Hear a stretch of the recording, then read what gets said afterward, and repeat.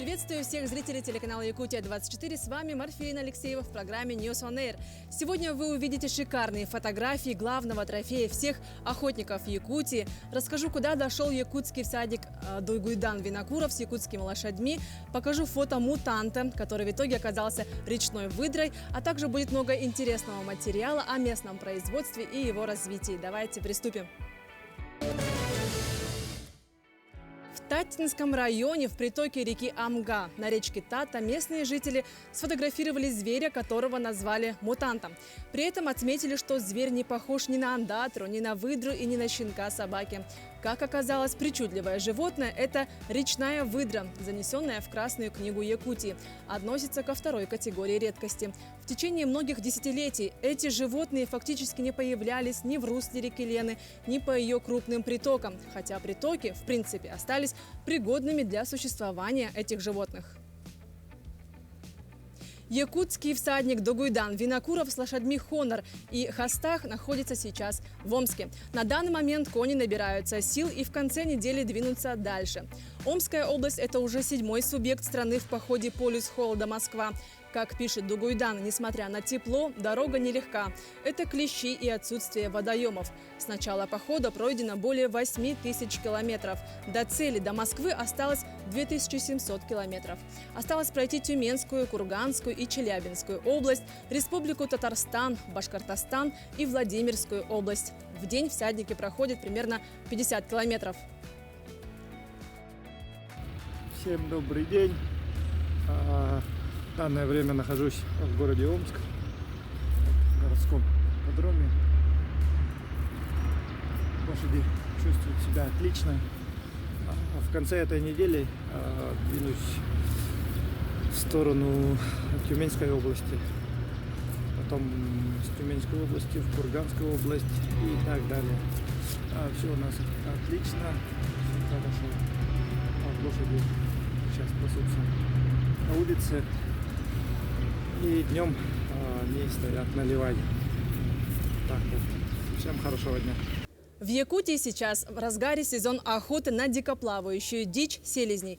Также разрешена охота на глухаря. А он, конечно же, самый желанный трофей для всех якутских охотников. В юности известный южноякутский фотограф Юрий Коковин не был исключением. Но вот уже как 35 лет он выходит не с ружьем, а с фотоаппаратом. И его трофеями любуется весь мир. Давайте полюбуемся и мы. С приходом долгожданной весны, когда вскрываются реки, растения начинают тянуться к солнцу. Животный мир также начинает пробуждаться. Самая любимая тема фотохудожника Коковина в это время – глухариные таковища, когда птица раскрывается во всей красе, поет и танцует. Нынче Юрий Николаевич провел на глухарином таку 8 дней и ночей. Удивительно, но, по словам фотографа, глухарь такует каждый год в одном и том же месте, и что по нему можно сверять часы. 15 минут 4-го начинает 1 мая точно атаковать глухарь. Это вот уже 30 лет я могу отметить. Ни минуты позже, ни минуты раньше начинает. Ну а потом уже 2 мая он будет уже 5 минут 4-го. Потом это, допустим, 5 мая без 5-3 начинать атаковать. То есть они от солнцестояния атакуют. Как солнышко поднимается, где-то там движение происходит. Но приучать птиц к своей палатке приходится каждый год по-новому. Сначала ставит его в метрах 100 от таковища и каждый день продвигает ее на 10 метров ближе. Когда до него остается 4 метра, фотограф залезает в палатку и начинает снимать. Как фотохудожник, Юрий Николаевич иногда украшает свой кадр. Так, к примеру, ветка вербы, подвязанная к сосне, оказалась весьма к лицу кополухи. Чтобы продолжался род глухариный, нужно, чтобы и глухари-самочки были на глухарином такое. Иначе, если мы будем убивать глухарей, а еще хуже того самочку, самочка же принесет 10 яиц, значит 10 глухарят появится. А 10 глухарят через год каждый по 10 принесет. Представляете? Весной, охоту застрелить глухаря, ради бога застрелите, но только желательно после 15-20 мая, потому что до 15 идет процесс овуляции, идет процесс спаривания. И глухари важно, чтобы они все-таки достойно встретили свою самку. Каменного глухаря, который обитает у нас в Южной Якутии, никто толком не снимал. Биологию этой птицы мало кто знает. Для фотографа Юрия Коковина кадры атакующих, летящих глухарей и все это с расстояния 4-5 метров – настоящий трофей и причина для радости. Тамара Игнатьева, Вадим Барашков, Нерингри. В Мегино-Кангаласском Улусе подходит к концу масштабная работа по благоустройству поселения Саилык. Саилык – это летний тип жилья у народа Саха. В отличие от урасы или, например, юрты, Саилык представлен как отдельный тип постройки. Это капитальные дома, расположены такие поселения в основном в Центральной Якутии. В поселениях Саилык выращивают картофель, разводят крупный рогатый скот. В общем, все лето занимаются сельским хозяйством. Николай Баишев на данный момент заканчивает организацию работ по проведению электричества в сельскохозяйственном кооперативе «Сарданга». Это значимое событие для сельчан. Поэтому, если электричество проведем, наша работа заметно облегчится. К примеру, мы приобретем дойки, и тогда наши показатели сбора увеличатся по меньшей мере в 1,5-3 раза. Как только электричество проведут, будем разводить коров. Для нашего народа это традиционное занятие, поэтому я очень благодарен проделанной работе. В этом кооперативе в летнем поселении построится более 30 домов и пристроек для содержания коров и коней. Для содержания такого большого хозяйства и было решено провести электричество на сумму 56 миллионов рублей. В этом направлении нам надо активно развиваться. Население предлагает благоустроить и развить много подобных мест в районе. Если мы будем расчищать место от зарослей, проводить там электричество и сооружать постройки, находить пастбища для кормежки, сельское хозяйство в нашем районе будет стремительно процветать, и мы это понимаем. В Мегино-Кангаласском районе в селе Тарагай успешно действует коневодческое хозяйство «Хаханнах». Здесь также была проделана масштабная работа по проведению электричества. Руководитель хозяйства Кузьма Бурнашов занимается производством конины. В последующем планирует расширить свое производство.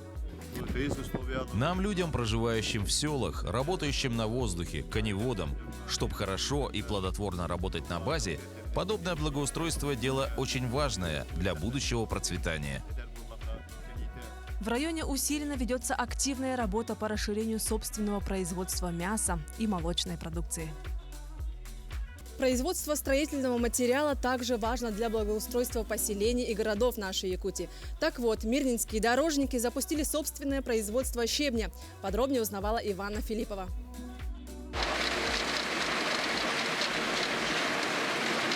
На карьере Лапчан в 40 километрах от Мирного работает новая дробильная установка. Она измельчает камень по фракциям. Мелкие и крупные щебни пойдут на строительство дорог, изготовление асфальта. Ближайшее производство щебня находится в 1000 километрах от Мирного в Максогаллахе. Теперь у мирнинских дорожников есть материал собственного производства. Разнокалиберные фракции улучшат состав смеси дорожного полотна. Увеличится срок службы дорог. Первичная обработка камня – это более крупное дробление, щековая дробилка. Второй агрегат у нас получается уже более мелкого дробления, это у нас конусная дробилка. И третий агрегат – это у нас идет уже растир материала. Дробилка многофункциональная, может изготовлять фракцию в зависимости от ГОСТа, в зависимости от стандарта дороги. Оборудование отечественного производства «Алроса» закупила по инвестиционной программе. Собственное дробильное производство расширит возможности МУАТ. Дорожники смогут участвовать в федеральных программах по строительству дорог. Сейчас уже мы работаем по государственному контракту. Это реконструкция дороги, федеральной дороги Вилюй, которая идет вот вдоль Алмазного и потом в сторону Ленска. Там мы тоже будем принимать, конечно же, участие вот с нашим новым материалом. Сегодня на карьере горную массу добывают с помощью бульдозеров. В планах перейти на добычу буразрывным способом. Ведь дробильная установка может перерабатывать больший объем. Сегодня она проходит обкатку. После выйдет на производственную мощность 50 кубических метров в час. Иванна Филиппова, Александр Еремин, медиакомпания «Алмазный край». Чтобы развиваться, нужно работать и находить новые идеи. Под таким девизом вот уже 20 лет существует этнокомплекс «Усадьба Атласовых». В последние годы усадьба ориентируется на оригинальное движение агротуризм. Ознакомиться с таким направлением и подробнее рассказать о нем вам отправилась моя коллега Надежда Саханская. В отрасли туризма Якутии за последние годы достигнуто немало положительных результатов. Во многом благодаря предпринимателям, которые не только продвигают свои бизнес-идеи, продумывая новые туристические маршруты, но и сохраняют и приумножают самобытную культуру. Значительных успехов на этом поприще добился Василий Атласов, который на протяжении многих лет активно занимается продвижением этнографического туризма. Вот уже 30 лет занимаюсь туризмом в Якутии. Есть у меня Лена данный большой проект. Чтобы подтвердить этот проект, я в этом году сделал там Татинском улице Чичамахе комплекс, туристический комплекс. И в этом году закончили, и открытие будет к юбилею Кулковского. Не так давно на территории этнокомплекса появилось и личное подсобное хозяйство. Здесь Атласовы разводят различных домашних птиц, а также кроликов. Вот кролик. Таких 8 штук. И самое главное, все 8 живые. Это так редко бывает такое. Сейчас второй уже рожает. Так что вот если 10 кроликов таких самок, да, и 2 самца, и они 500 голов дают в год. Это значит, в будущем году у нас 1000 штук, или может 2000 будет. Готовы вы к такому большому потомству? Ну, а что, без проблем, потому что я же работал. Отдельного внимания удостоилась и экспериментальная разработка «Биогаз». Мировая практика доказывает, что заводы по производству биогаза успешно работают. Владелец усадьбы Николай Атласов разработал установку, которая производит тепловую и электрическую энергии, а также удобрения на основе птичьего помета. Вот это синим таким пламенем горит, чистый метан. Процесс брожения биомассы занимает 1,5 месяца, после чего полученную энергию можно пустить на отопление помещения 30 квадратных метров. В планах рационализатора пустить идею в масштабное производство для деревень и сел. Это у меня пока экспериментально стоит, вот, и планы у меня очень большие, потому что в том деревне, где мы будем возрождать агротуризм, да, там нету газа, 8 километров. Я не думаю, что подтягивать не будут. Соответственно, и надо исходить и с реальности. Есть бесплатные вот пометы, и его надо уже обрабатывать. Соответственно, есть же такое, допустим, мы всегда от земли берем только. И с помощью биогумуса мы должны обратно возвращать в землю все витамины, которые мы взяли.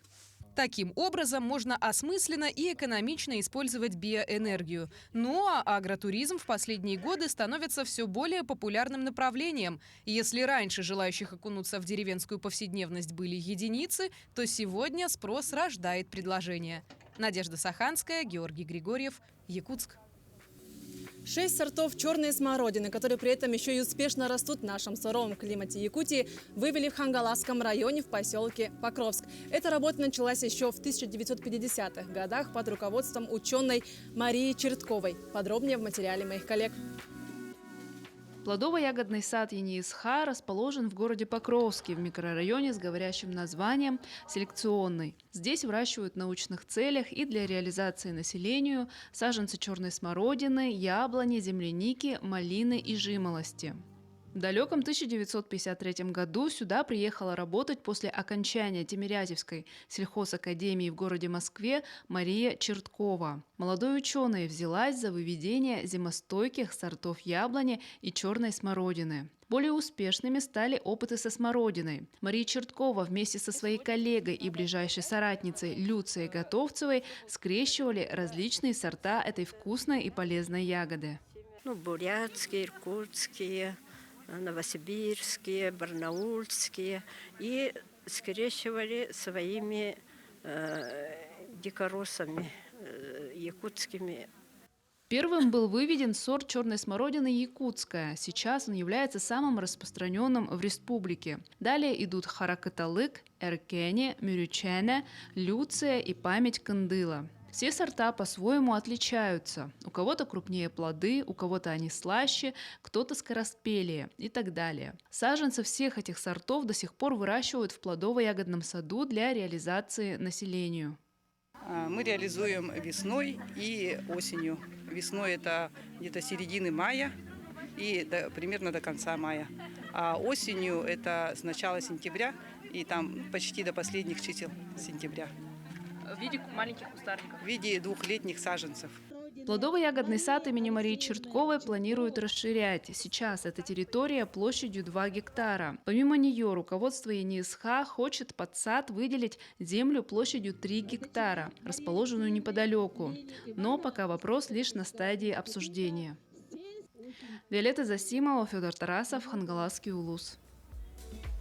Ну а на этом наш выпуск подошел к концу. Встретимся завтра в это же время в эфире телеканала Якутия-24, где я еще больше расскажу о самых интересных событиях, о туризме, традиции и быта нашей большой Якутии. До новых встреч в эфире!